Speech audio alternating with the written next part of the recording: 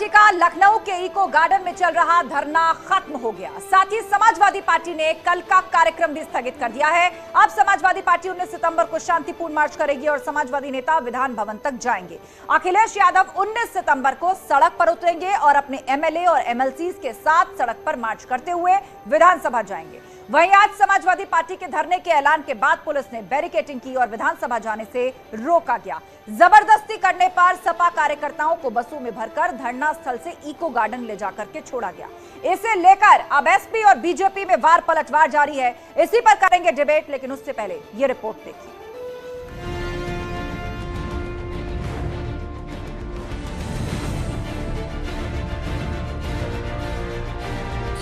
BJP के खिलाफ अखिलेश की धरना पॉलिटिक्स। महंगाई, भ्रष्टाचार और रोजगार के मुद्दे पर प्रदर्शन को लेकर समाजवादी पार्टी और पुलिस अब आमने सामने है। धरने की जगह फिक्स तो सड़क पर सियासत क्यों? निर्धारित धरना प्रदर्शन स्थल पर ही धरना प्रदर्शन करने से शहर में अन्य कोई व्यवस्था बाधित नहीं होती है। योगी सरकार के खिलाफ अखिलेश का एक्शन। मुझे लगता है भारतीय जनता पार्टी सत्ता के नशे में वो लोकतंत्र का गला घोटना चाहती है और जनता की आवाज को बंद कर देना चाहती है। बीजेपी समाजवादियों पर चाहे जितना जुल्म कर दे, जास्ती करे, लेकिन समाजवादी पार्टी के लोग हमेशा सड़कों पर निकल करके जनता की आवाज बने हैं और हमेशा बने रहे। अखिलेश के एक्शन पर बीजेपी का रिएक्शन। अराजकता, गुंडागर्दी, बेईमानी, भ्रष्टाचार उनके एजेंडे के प्रमुख विषय हैं और मेरा अखिलेश जी से निवेदन है कि विधानसभा में अपनी बात कहें। हमारे लिए सबसे बेहतर मंच वही है। आज अखिलेश यादव जी के अध्यक्ष बनने के बाद से समाजवादी पार्टी इतनी कमजोर हो गई है कि अपनी पार्टी दफ्तर के बाहर तक कुछ मुट्ठी भर कार्यकर्ता इकट्ठा नहीं कर पाए और इसी डर के कारण जो कल होने वाला मार्च था उसको रद्द करने का काम किया है। मॉनसून सत्र से पहले सड़कों पर क्यों समाजवादी? तथ्यों के आधार पर सार्थक बहस चलाकर सरकार को घेरने की स्थली है। यहाँ धरना प्रदर्शन का औचित्य समझ से परे है। जिन मुद्दों पर समाजवादी पार्टी आज नाटक कर रही है, ड्रामा कर रही है, अगर ये सत्ता में रहते हैं तो वो अति पिछड़े और अति दलित समाज पर अत्याचार करते हैं और जब सत्ता से बाहर होते हैं तो पुलिस की लाठी खाने का काम करते हैं।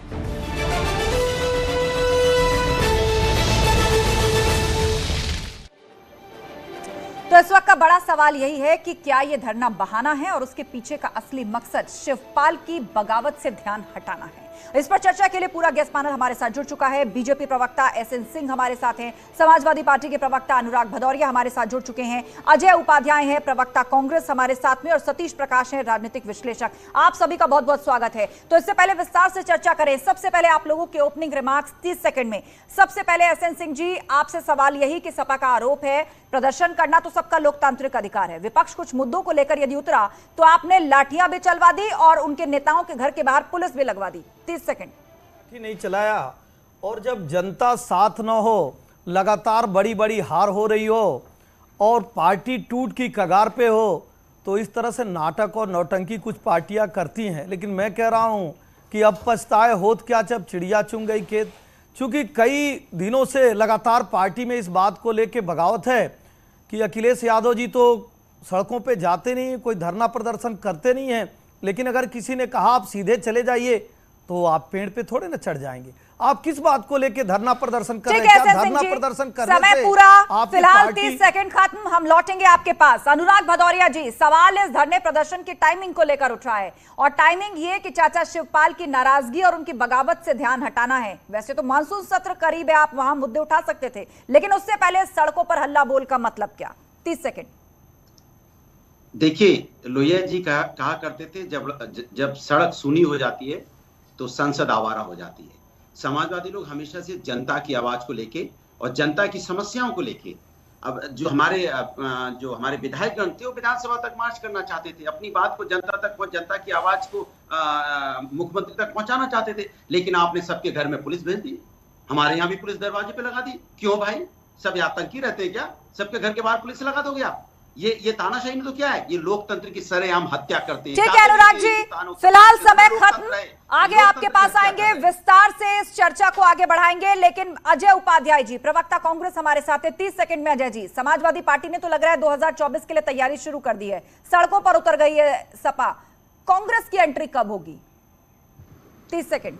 कांग्रेस कन्याकुमारी से कश्मीर तक की यात्रा में है, सड़कों पर है। 2024 की लड़ाई का मतलब सिर्फ नहीं है, मतलब है कि इस देश के जनता की हालत जो इस भाजपाई राज में खराब हुई है, महंगाई बेरोजगारी को लेकर जिस तरह से अत्याचार बढ़े हैं, और विशेषकर उत्तर प्रदेश में अपराधों में नंबर 1 उत्तर प्रदेश बन गया है। मेरा डाटा नहीं, एनसीबीआर का डाटा है। ऐसे आताताई सरकार को उखाड़ फेंकने के लिए जनता तैयार है और विपक्षी पार्टियां भी तैयार है। जब अखिलेश जी सड़कों पर गए तो इतना मिर्ची लग गई भाजपा को। अभी तक तो ये कहती थी कि वो सड़क पे ही नहीं जाते हैं, जब कांग्रेस पार्टी सड़कों पे है तो इतनी। ठीक है अजय उपाध्याय, 30 सेकंड पूरे, लौटेंगे आपके पास, विस्तार से बात सुनेंगे, लेकिन फिलहाल रुक करते हैं सतीश प्रकाश जी, राजनीतिक विश्लेषक हमारे बीच में। सतीश जी, सवाल यह भी आ रहा है कि मानसून सत्र शुरू होने वाला है, तो उससे ठीक पहले इतने बड़े धरने प्रदर्शन को आखिर किस रूप में देखना चाहिए? क्या इसका मकसद वही है जो दिखाया जा रहा है? 30 सेकंड। नहीं, देखिए रास्ता जी, किसी भी लोकतांत्रिक व्यवस्था में सरकार की गलत नीतियों के विरोध करने का एकमात्र तरीका है कि आप सरकार को कैसे बताएंगे। आप सड़कों के ऊपर जाकर के धरना प्रदर्शन करेंगे। और अब उत्तर प्रदेश नहीं, पूरे देश के हालात ये हैं कि वो वोटर जिसने बीजेपी को वोट भी दिया था, वो भी अब ये मानता है कि कहीं ना कहीं उत्तर प्रदेश नहीं, पूरे देश के अंदर महंगाई चरम पे है। और सरकार की ये नैतिक जिम्मेदारी है कि सरकार को कहीं ना कहीं महंगाई के ऊपर, बेरोजगारी के ऊपर, इनके ऊपर समय खत्म फिलहाल। सतीश प्रकाश जी, आपको रोकना चाहेंगे, आगे आप विस्तार से हम चर्चा करेंगे। सतीश जी, लौटेंगे आपके पास। हमारे साथ शिवम त्यागी भी जुड़ चुके हैं, राजनीतिक विश्लेषक। शिवम जी, 30 सेकंड में, आरोप यहाँ ये लग रहा है कि ये तो लोकतांत्रिक अधिकार है धरने प्रदर्शन करना विपक्ष द्वारा, तो ऐसे में नेताओं के घर के बाहर पुलिस लगा दी गई, उन पर लाठियां चलाई गई। 30 सेकंड। नहीं, बात बिल्कुल सही है, लेकिन एक चीज तो देखिए ना, ये कैसे लोग हैं ये समाजवादी वाले, इनको लोहिया जी बस तभी याद आते हैं जब ये इस तरह की बातें होती हैं। ये परिवारवाद पर लोहिया जी का क्या स्टैंड था, कभी उसका भी मान लिया कीजिए। 90 के दशक से पहले पिताजी अध्यक्ष हो गए, फिर बीच में चाचा जी अध्यक्ष हो गए, फिर उसके बाद अब फिर से बेटा जी मुख्यमंत्री हो गए और अध्यक्ष हो गए। 35 लाल बत्तियां अपने परिवार में देके रखी हुई थी, तो लोहिया जी ने तो उस पर भी कहा था थोड़ा सा उस पर भी अमल कर लेते। और कमाल की बात देखिए कि कांग्रेस के प्रवक्ता यहां बैठकर कह रहे हैं कि उत्तर प्रदेश में जो है सारी चीजें बढ़ गई हैं, अपराध बहुत ज्यादा बढ़ गया है। एनसीपीसीआर का डेटा है, अरे एनसीआरबी का डेटा है और वो भी बेहतरी की तरफ है, घट गई है पिछले से, तो कम से कम डेटा तो सही। ठीक है शिवम जी, फिलहाल 30 सेकंड पूरे, और चलिए अब चर्चा को विस्तार देते हैं। सबसे पहले सवाल अनुराग भदौरिया जी आपसे, यही मेरे मूल सवाल का आपने अभी तक जवाब नहीं दिया कि इस धरने प्रदर्शन की टाइमिंग को लेकर सवाल है। चाचा शिवपाल यादव ने बगावत की हुई है, विधानसभा स्पीकर को आपने फ्रंट रो में बिठाने के लिए लेटर डाला, उस पर भी शिवपाल यादव ने कह दिया इसकी कोई जरूरत नहीं थी। कुल मिलाकर बड़ी देर कर दी आते आते। तो क्या इस चर्चा से इससे ध्यान भटकाने का एक तरीका है, क्योंकि मानसून सत्र में भी तो आप ये सब सवाल उठा सकते थे? देखिए, बिल्कुल हम समाजवादी लोग हमेशा से जनता की बात करते हैं, जनता की परेशानी की बात करते हैं। जनता जिस तकलीफ से गुजर रही है, आप सोचो खाली अयोध्या की बात करें तो 155 घटनाएं अत्याचार हुआ है लास्ट 8 महीनों में महिलाओं के ऊपर में, और जिससे 80 से ज्यादा जिस तरह की वहां पे जिस तरह की घटनाएं महिलाओं के साथ दुराचार देखने को मिला है, ये शर्म की बात नहीं है जो राम की नगरी है। और हर महीने एक हत्या होती है, तो क्या हम जनता की आवाज नहीं उठाएं?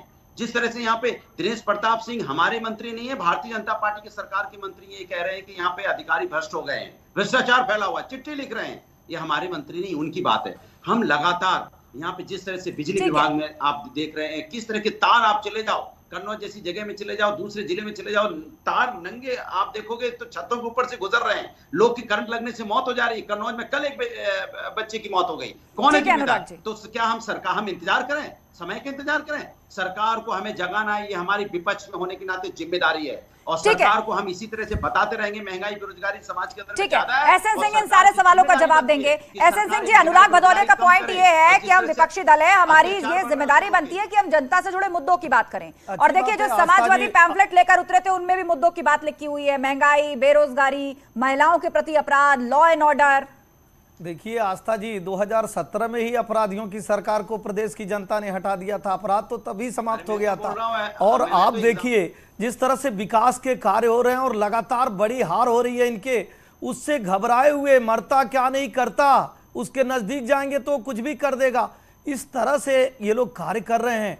जब इनके यहाँ एक हफ्ते पहले ही हुआ कि इनके विधायक टूटकर और रूट के अब समाजवादी पार्टी को छोड़ के जा रहे हैं, आज उसको बौखलाए हुए क्या इस धरना प्रदर्शन से वो रुक जाएंगे? भदौरिया जी, आपको तो संवाद स्थापित करना चाहिए उनसे, एक एक करके बोलिए, क्योंकि उनकी मानसिकता परिवर्तित हो गई है। उनको बताया गया है कि अब समाजवादी पार्टी की सरकार उत्तर प्रदेश में नहीं आएगी, यहाँ रह के क्या करेंगे। जब उनको लग रहा है कि यहाँ रहने से फायदा नहीं होगा, इस नाते वो आपको छोड़ के जा रहे हैं। करके बोलिए अनुराग जी, आपने 1.5 मिनट तक अपनी बात रखी है, उसका जवाब ले लीजिए। मुक्त प्रदेश हो गया भारतीय जनता पार्टी। शोर मचाने से कुछ नहीं होगा, जवाब ले लीजिए। जनता ने दंगा मुक्त प्रदेश बना दिया उत्तर प्रदेश को। और समाजवादी लोग जब इसके खिलाफ रोड पे आते हैं, अरे काहे को समाजवादी परिवारवादी समाजवादी कैसे हो सकते हैं भाई? 42 लोग एक परिवार के लाल बत्ती लेके घूम रहे हैं, परिवारवादी समाजवादी कैसे हो सकते हैं? आज अपराध पे आस्था जी जब बुलडोजर अच्छा ठीक है, आप दोनों रुक जाइए, आप दोनों रुक जाइए। आपने बात रख दी पूरी। अनुराग भदौरिया जी, आप भी खामोश हो जाइए। आपने सारे मुद्दे सामने रख दिए। आपने कहा हम जनता के मुद्दों की बात करते हैं। शिवम त्यागी, आपने लोहिया जी की बात करी, आपने परिवारवाद की बात करी, आपने कहा कि एनसीआरबी का डेटा देख लें, एनसीपीसीआर की बात क्यों हो रही है। लेकिन अनुराग जी तो एक बहुत ही बेसिक सी बात कर रहे हैं। वो कह रहे हैं कि महंगाई, बेरोजगारी, लॉ एंड ऑर्डर, हम तो ये मुद्दे उठा रहे हैं और विपक्ष की जिम्मेदारी है। आपको क्यों मिर्ची लग रही है?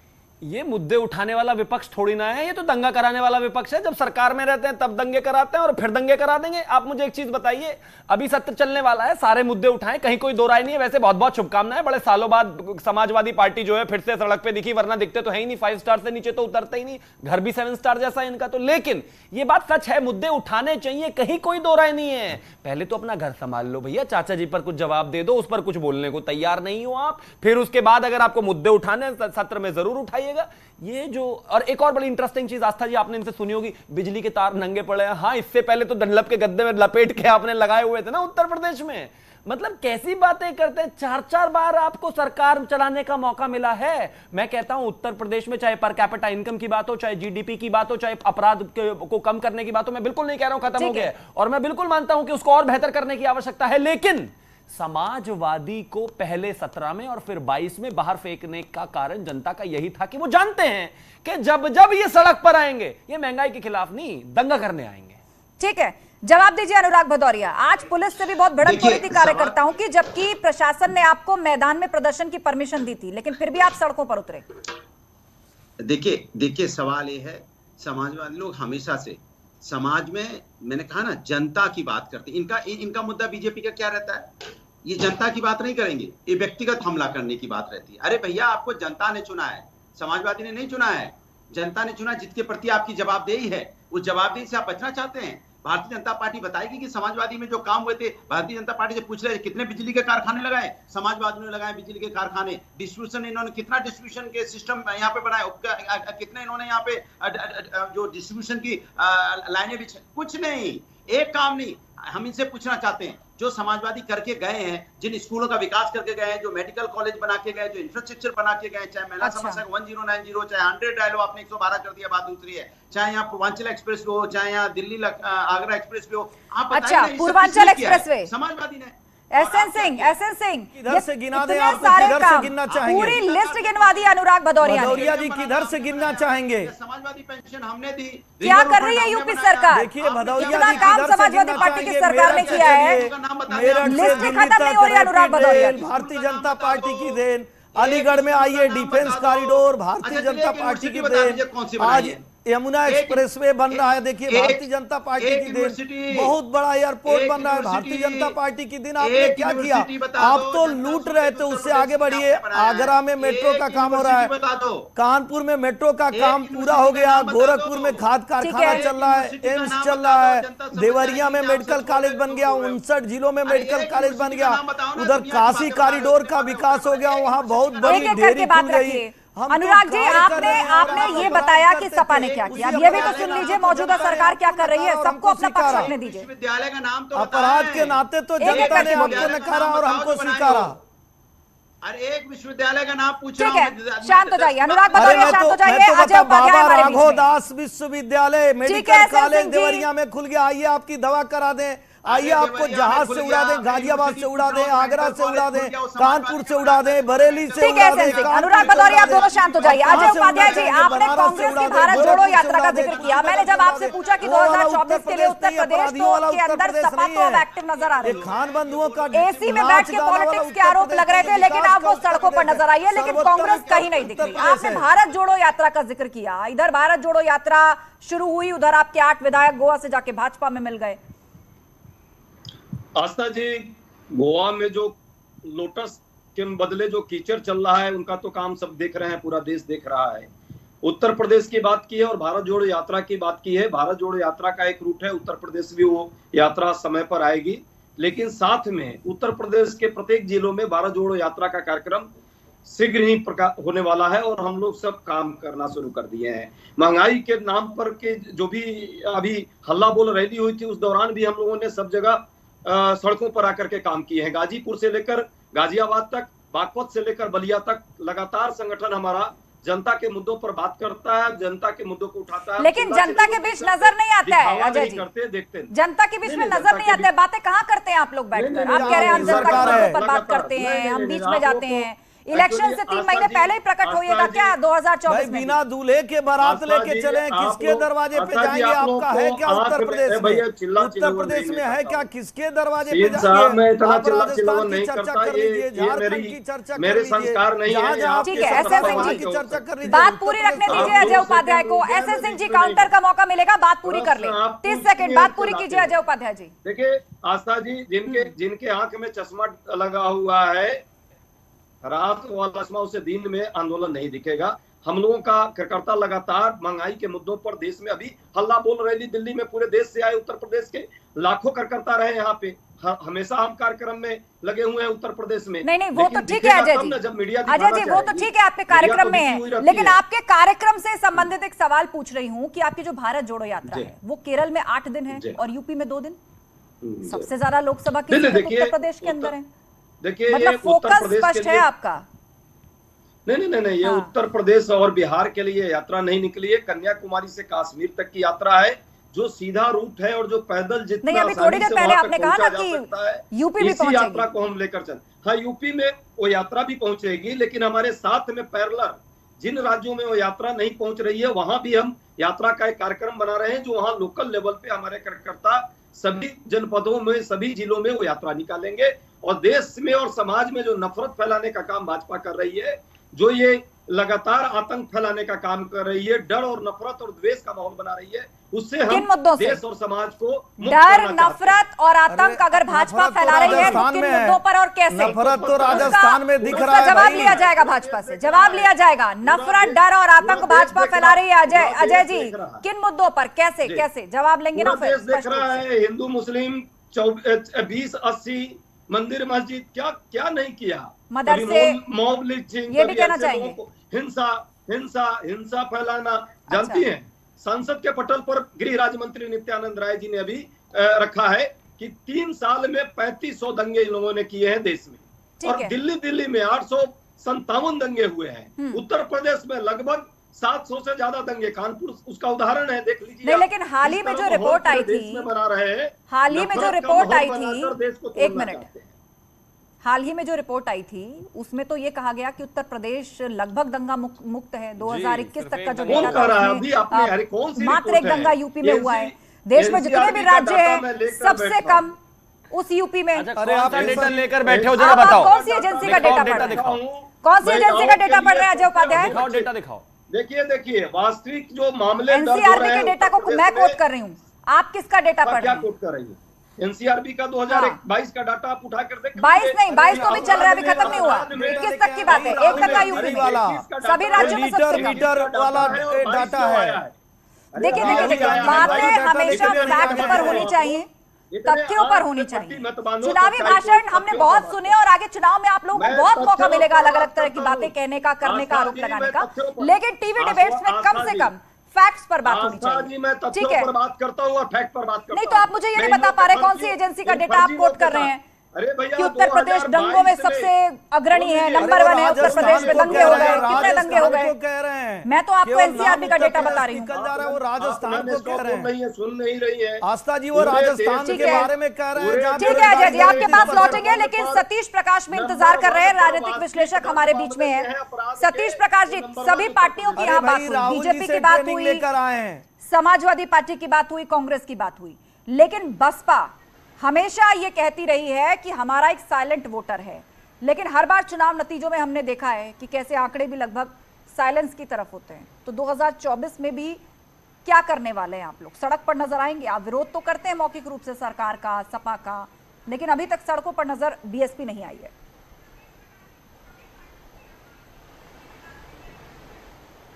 नहीं, देखिए आस्था जी, उत्तर प्रदेश की राजनीति का बड़ा दुर्भाग्य है कि उत्तर प्रदेश की राजनीति को बीजेपी कहीं ना कहीं धार्मिक पोलराइजेशन करती है। एक नया तरीका उसने और ढूंढा है कि वो पॉलिटिकल पोलराइजेशन भी कर रही है। देखिए, नगर ये सारी बहस के पीछे कहीं ना कहीं महंगाई एक मुद्दा है। चलिए, अगर बीजेपी के लोग अगर आज, अभी तक तो ये मानते थे कि महंगाई उनके लिए कोई मुद्दा नहीं है, लेकिन आज इस डिबेट में अगर बीजेपी के लोग आकर के महंगाई के ऊपर चर्चा कर रहे हैं, चर्चा में शामिल हो रहे हैं, तो कहीं ना कहीं उनका भी ये मानना है कि उत्तर प्रदेश के अंदर महंगाई एक मुद्दा है, बेरोजगारी एक मुद्दा है। लेकिन आपको एक बात रखना पड़ेगा कि देखिए, उत्तर प्रदेश के चुनाव कहीं ना कहीं नगर निगम के चुनाव है, और इन नगर निगम के चुनाव में बीजेपी जो पुराने वायदे हैं उनसे भटक ना जाए। देखिए, मैं आपको बता दूं कि बीएसपी सड़कों पर कब उतरेगी? नगर निगम का चुनाव, बीएसपी सड़कों पर कब उतरेगी? आपने बहुत सीरियस एलिगेशन सत्तारूढ़ दल पर लगाए गए हैं, मथुरा का तो आप विकास मुझे ये बताइए कि आप कब हल्ला बोलेंगे उस पर? बीएसपी कब हल्ला बोलेगी, या सिर्फ टीवी डिबेट्स और ट्विटर के माध्यम से ही आप मौखिक विरोध करते रहेंगे? बहुजन समाज पार्टी, सुनिए, नहीं, देखिए, बहुजन समाज पार्टी सड़क के लोगों की पार्टी है, वो गरीबों की पार्टी है। वहां सड़क से ही आंदोलन पैदा तो सड़क से ही साफ हो जाएंगे क्या? जनता की आवाज अगर सड़क पर उतरकर नहीं उठाएंगे तो जनता कैसे मानेगी कि आप उनके साथ खड़े हैं? ठीक है, शिवम त्यागी, यहाँ पर एक नई टर्म इजाद हुई है कि भाजपा समाज में तो पोलराइजेशन करती है, वोट बैंक में पोलराइजेशन तो करती है, बल्कि पॉलिटिकल पोलराइजेशन भी करती है। ये सतीश प्रकाश आरोप लगा रहे हैं। शिवम त्यागी, खुश हो जाएंगे। शांत हो जाइए सब लोग। शिवम त्यागी भाई, आप तो प्रोफेसर हैं, इतना तेज क्यों चिल्ला रहे हैं? क्या फायदा, मुझे बोल लेने दीजिए। सतीश जी जवाब ले लीजिए आप। सतीश जी सुन लीजिए। नहीं, सतीश जी ने कहा ना, देखिए सतीश जी ने कहा कि भाई हमारी पार्टी जो है सड़क पे रहने वाली पार्टी है।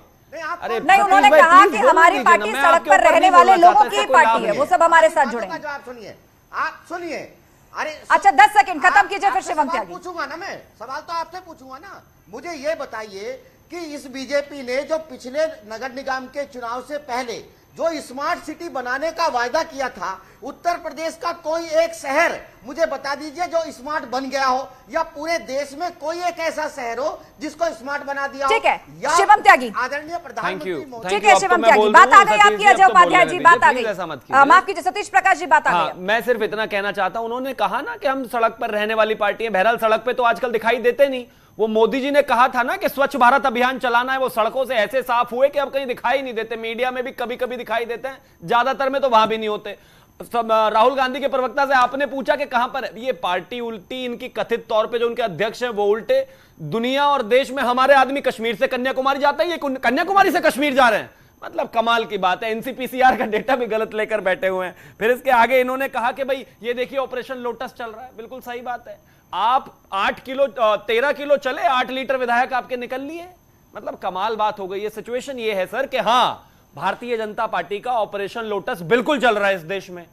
मां लक्ष्मी कमल पर बैठ कर आती हैं और पूरे देश के लिए आएंगे, पूरा देश के लिए फायदा होगा, बेहतर होगा, समृद्ध होगा देश, तो इसमें किसी को परेशानी नहीं होनी चाहिए। और अंत में बस मैं इतना कहना चाहता हूं, जहां तक बात इस समय पॉलिटिकल टायर में विपक्ष की है, हालात इतने ज्यादा खराब हैं, जब थोड़ी बहुत सिचुएशन इनको दिखती है तो 10 कहीं दिखाई दे गए, फिर गायब हो गए, फिर चुनाव में आए वो बस बना लेते हैं। अखिलेश जी ने 7 स्टार बस बना ली थी पूरे उत्तर प्रदेश के चुनाव में, ये अब नई 5-7 स्टार बस लेके 1300 किलोमीटर की यात्रा कर रहे हैं, जितने भी किलोमीटर की कर रहे हैं। बहरहाल मेरी शुभकामनाएं उनको कि अगर उनकी यात्रा पूरी हो गई, जो कि मुझे उम्मीद कम लगती है, क्योंकि एक साथ 150 दिन आज तक हिंदुस्तान में राहुल गांधी रुके ही नहीं है, वो कहीं ना कहीं इटली या बैंकॉक चले जाते हैं। लेकिन अगर ये यात्रा पूरी हो गई तो इतना तय है कि भारतीय जनता पार्टी के सामने कांग्रेस कहीं नजर नहीं आएगी, पूर्णतः खत्म हो जाएगी। बैंकॉक जब गए थे तो आपके घर अजय उपाध्याय क्या तिवारी जी? मैं पूछ रहा हूँ कि ये जो हमारे साथी बोल रहे हैं यहाँ की राहुल गांधी जी बैकआउट जाते हैं, तो इनके घर के कोई मेंबर भी साथ में मेरे फिर वही कहूंगा मैं आपको। अरे भाई, अरे पढ़ते पूरे दुनिया देखता है, जानता है, सुनता है। अरे पढ़ा लिए होते तो बेहतर रहता। राहुल जी की तरह नहीं लगते आप।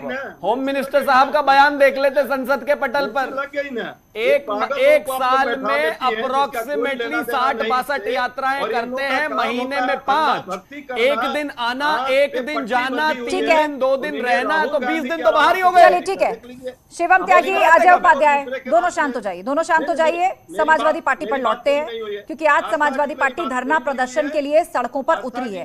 अनुराग भदौरिया, यही आरोप मैं आऊंगी अजय जी, अनुराग भदौरिया इंतजार कर रहे हैं, उसके बाद मैं आऊंगी, क्योंकि हमारी जो डिबेट है, हमारा जो विषय है वो सपा के धरना पॉलिटिक्स से जुड़ा हुआ है। अच्छा ठीक है, 10 सेकंड बात पूरी कीजिए। डिबेट में मैं नहीं रहूंगा, ऐसा डिबेट आप करिएगा तो नहीं।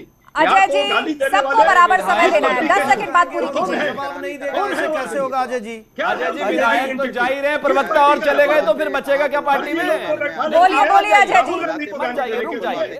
अजय जी रिक्वेस्ट है, जल्दी बोलिए। बैठाती है चैनल पर, ये ऐसे फर्जी बोलिए लोग तो चैनल पर बैठा लेते अजय जी, निजी आरोप, निजी अटैक मत करिए, अपने सवाल का जवाब दीजिए, उसके बाद अनुराग भदौरिया। गाली देने से इन लोगों को मन नहीं भरता है, अंधविश्वास, अंधभक्त लोग हैं। गाली कौन दे रहे हैं? गाली तो आप दे रहे हैं। राहुल गांधी जी को तो कोई गाली दिया नहीं, बार बार गाली आप दे रहे हैं। अच्छी बात कर रहे हैं लोग। राहुल गांधी जी जो यात्रा कर रहे हैं उस पर सवाल उठाया जा रहा है कि वो यात्रा पूरी नहीं हो पाएगी, क्योंकि वो रुकते नहीं है। इसमें गाली कहां से हो गया? लोगों से नहीं पूछेंगे। चलिए ठीक है, आप लोगों को निजी आरोप प्रत्यारोप लगाने, आप शांत हो जाइए, आप शांत हो जाइए, मुद्दे पर रहते हैं। अनुराग भदौरिया, समाजवादी पार्टी पर उसके नाराज वरिष्ठ नेता भी यही आरोप लगा रहे थे, और आपके गठबंधन दल भी यही बार बार सलाह दे रहे थे कि एसी और ड्राइंग रूम पॉलिटिक्स चल रही है, ट्विटर पॉलिटिक्स चल रही है, सड़कों पर नहीं उतरे हैं। मानसून सत्र वैसे करीब है, फिर कहूंगी, लेकिन आप सड़कों पर निकले हैं। ये संदेश किसको है? ये संदेश सरकार को है? अरे मेरा तो देखो आस्था जी, बुरा मत मानिएगा, सजेशन ये है, जब आप राजनीतिक दल के प्रवक्ता को बुलाती है तो बोलने का मौका दीजिए करके। अगर आपको उनको बुलाना है तो उनको बोलने का मौका जरूर दीजिए करके। सबको बोलने का मौका मिल रहा है अनुराग जी? नहीं, आप एजेंडा चलाना है तो आप नहीं, सबको बोलने का मौका मिल रहा है, सब बराबर बोल रहे हैं, अपने नहीं कुछ नहीं, अपने सवाल पर भी बोल रहे हैं और दूसरे के सवाल पर भी बोल रहे हैं। अरे देश आजाद है भदौरिया जी, खाली एजेंडा आप ही थोड़े न चलाएंगे। व्यक्तिगत हमले के लिए तो आप बोल दिया करो मेरी डिबेट, केवल एजेंडा आप ही थोड़े न चलाएंगे। अनुराग जी सवाल का जवाब दीजिए। व्यक्तिगत हमले कोई किसी पर नहीं करेगा, जो करेगा उसकी आवाज नहीं जाएगी। बोलिए, जवाब दीजिए। कि मैं बीजेपी के प्रवक्ता के रूप में काम करूंगी, जनता के मुद्दों पे बात नहीं। अनुराग जी, आप तो मुझ पर निजी हमले करने लगे, आप सवाल का जवाब दीजिए ना, सवाल का जवाब दीजिए। 2022 में कितनी सीटें आई, 2024 में कैसे लड़िएगा? बिखरा विपक्ष है, क्या रणनीति है? साफ जवाब दीजिए, सीधा सा सवाल है मेरा। बस आपकी हिम्मत तो होती नहीं कि भारतीय जनता पार्टी से पूछिए कि अनुराग जी, मेरे से चुनाव नहीं लड़ना है आपको, भाजपा से चुनाव लड़ना है। अरे बोलने ने ना, आपकी हिम्मत तो होती नहीं है कि आप बीजेपी से पूछिए कि सवाल का जवाब दीजिए। बिल्कुल बोलने दूंगी, मुझ पर निजी हमले करेंगे बिल्कुल अलाउ नहीं करूंगी। 17% बेरोजगारी दर आपके समय में थी, 2.9% हमारे समय में। आपको अपनी पार्टी की परेशानी याद आती है? 20 लाख आपको अपनी पार्टी की परेशानी याद आती है? यूपी में सारे गठबंधन बिखर गए, बिहार जाकर गठबंधन कर रहे हैं। बीजेपी आपको कुछ नहीं देगी, कितनी भी आप बोल दीजिए बीजेपी की, आप कितनी भी। अनुराग जी, जनता आपको क्या देगी इसकी फिक्र है आपको? कुछ नहीं देगा, कुछ नहीं। जनता ने आपको क्या दिया 2022 में? 2024 में भी उतना में संतोष करेंगे? बोलने के लिए भदौरिया जी के पास है क्या कि वो बोलेंगे? आप पूछिए ना कि अपने कार्यकाल में उन्होंने किया क्या? आप तो विषय पर बात ही नहीं करते। फिरौती, दिक्कत यही है कि आप भारतीय जनता पार्टी के प्रवक्ता समय समाप्त हो रहा है। आप क्यों सीधा सा मेरा सवाल है अनुराग जी, अगर आपको जवाब देना है तो कह रहा हूँ आप जाइए काशी में देख कर आइए, काशी का विकास किस तरह से हुआ है ने रखा है। आप जाइए काशी को देख कर आइए। भदौरिया जी, एक बार मैं अनुरोध कर रहा हूं। अनुराग जी, मुझ पर निजी हमले करने से कुछ नहीं होगा, जनता आपको देख रही है, आप बार बार एक सवाल से बच रहे हैं। कौन लेके आया? ठीक है, और आप मुझे एंकरिंग मत सिखाइए। आस्था जी, मैं आपको नेतागिरी नहीं बता रही हूँ कैसे करनी है। आप मुझे एंकरिंग मत सिखाइए। आस्था जी, मेरा आपसे एक निवेदन है, मेरा निवेदन नहीं होती आपसे है ये क्या? है, नहीं, अनुराग ये तो भदौरिया नहीं जी, आती आज है। अनुराग छोड़ दीजिए। भदौरिया नहीं, नाराज फूफा मैं है। कह रहा हूं, आज वो भारतीय आपसे जनता नाराज है, पार्टी न्यूज को चैनल आप से सवाल नाराज है, पूछना सरकार चाहिए से था नाराज कि है, कोर्ट नहीं, से वो नाराज हर है, सवाल से सबसे नाराज नाराज रहते है। हैं। आप उनको वो हर बात सवाल नहीं से कर नाराज सकते, रहते सवाल हैं पूछ और जब उन्हें जवाब नहीं सूझता तो फिर वो एंकर्स को टारगेट करना शुरू कर देते हैं। बताया तो, फूफा जी होते हैं ना शादी में, विवाह में, वो हर चीज से नाराज ही रहते हैं बस। अभी ये फिलहाल नाराज ही है सबसे, क्योंकि सरकार में नहीं आ पा रहे। की बैटिंग करने आती है। चलिए ठीक है, समय समाप्त हो गया है, आपको पर्याप्त समय दिया गया, बार बार सवाल पूछा गया, आप नहीं बोले अनुराग भदौरिया जी। ये आपके विवेक पर निर्भर करता है कि आपको जो समय दिया जाता है उसमें आप अपनी पार्टी के तथ्यों को सामने रखें, आप अपनी बातों को सामने रखें, आपको आरोप का जवाब देना है, आपको फैक्ट सामने रखने हैं, वो आप पर निर्भर करता है कि आप अपने समय को कैसे जाया करते हैं। आप सभी पैनलिस्ट का बहुत शुक्रिया इस चर्चा में शामिल होने के लिए। तो महाबहस में फिलहाल इतना ही, आगे अब आपको दिखाते हैं दिन की हर बड़ी खबर 15 सेकंड में।